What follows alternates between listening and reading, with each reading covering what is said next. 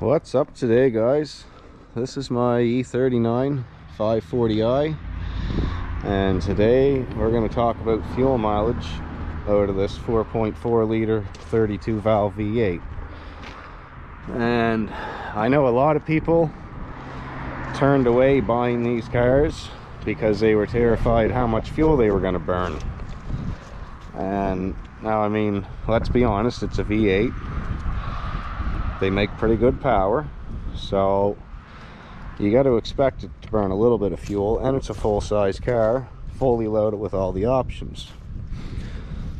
But the crazy part is these things are actually really good on fuel. And I mean, especially for the power they make, the reliability of them, I've honestly got no complaints. And you could ask my wife.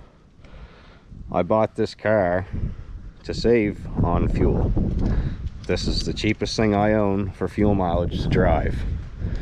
If you're subscribed, you know I got a 496 truck. I've got a old square body with a 6-liter in it, and I've got the M5 with a V10 into it.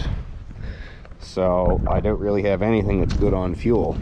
But that being said, you get one of these cars working properly, clean air filters, clean fuel filters, it'll surprise you how good these are on fuel. So what I did was, we filled the tank. Today's a beautiful day, but it's been cold, so I'm gonna guess there's about a half hour of idle time on this tank of fuel between warming it up in the mornings, Tim Hortons drive-through in the afternoons, you know, because we're here in Canada, we all like our Timmies. So all jokes aside, the car probably spent maybe even a little more than a half hour, but we'll say 30 minutes of idle time.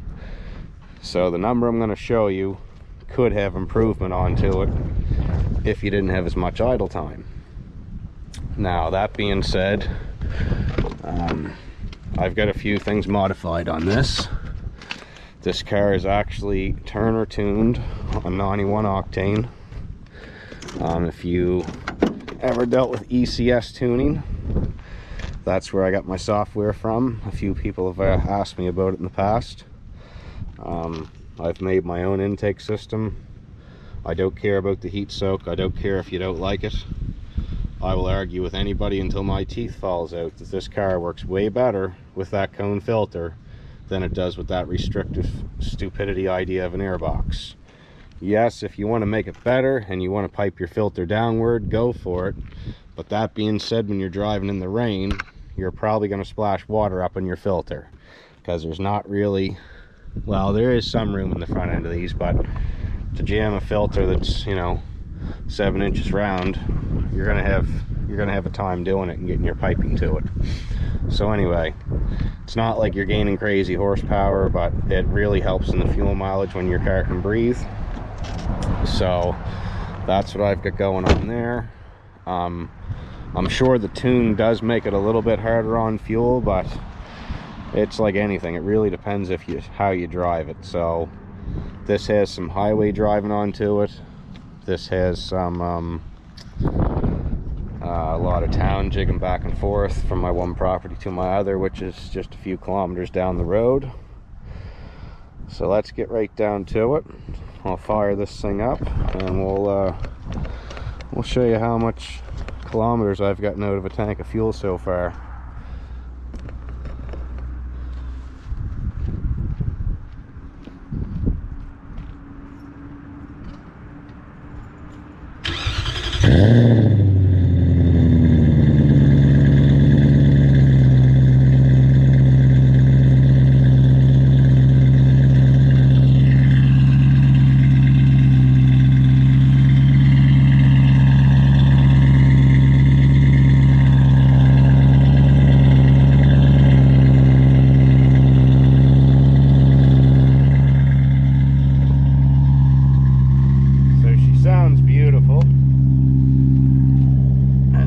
Guys,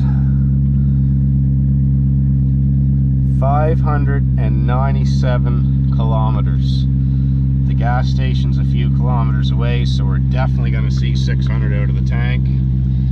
yes, the light is on, so the tank is low, but it just hit that as I was pulling in the yard. So we're gonna go fill this up, show you how many liters it took, and then you can do your math and figure out your miles per gallon if you wish. But these are a great car. I mean, for a full-size, fully optioned 4-door saloon made from 98 to 2002, I'll tell you, these things were rocking for their time, and they're really showing their spot in history now. As you know, this one's fairly low kilometers. This only got 222 on it. I've had two other ones that were north of 300,000. I can definitely say motor, transmission, running gear in these cars are really tough. But that being said, you got to do some maintenance. You got to put clean fluids into them. You got to treat them right. But I mean, I drive this thing quite hard. I spin the tires. I'm not scared to use it. It's basically a little play toy when I'm not driving my M5. So we're gonna head off to the gas station, and we're gonna see just how many liters of fuel this baby holds when she's thirsty.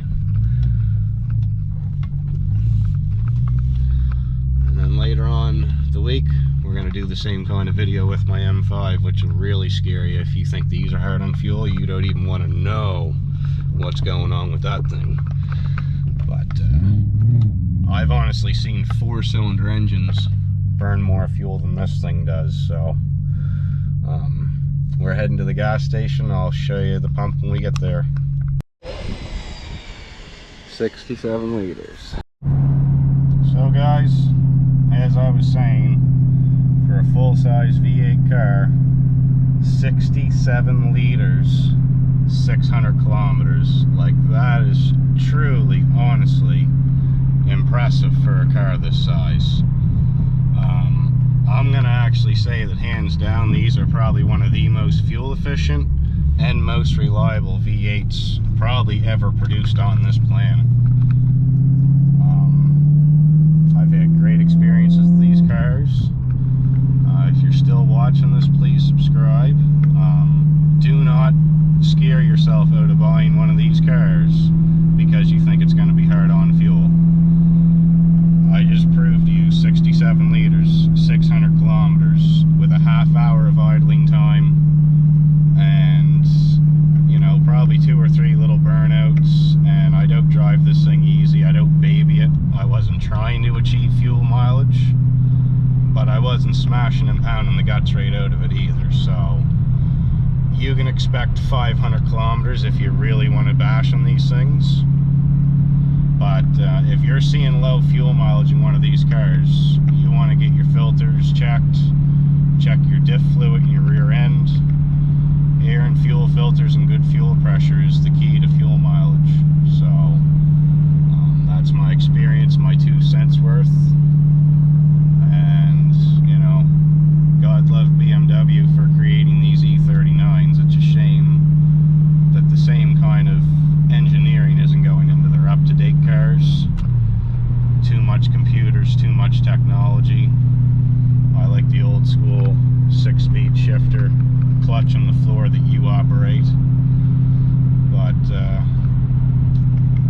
yeah, they are still good cars, the newer ones. Just I like the older stuff. So thanks for watching, guys.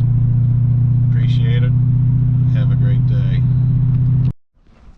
So guys, again, if you're thinking of purchasing an E39 with a V8 into it, don't let the thought of fuel mileage deter you from buying the car.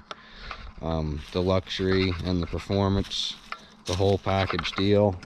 Many people say, and especially for their time, these are one of the better cars that were probably ever built for their price range. And nowadays these go cheap as hell, even though the M5s are worth like 50-60k US with low miles. These are essentially the same car, just 100 horsepower shy. So again, nothing bad to say about these cars. I love them. I've had 5 of them, so I just wanted to show the actual fuel mileage. And I mean, 67 liters for 600 kilometers is not bad at all in something like this.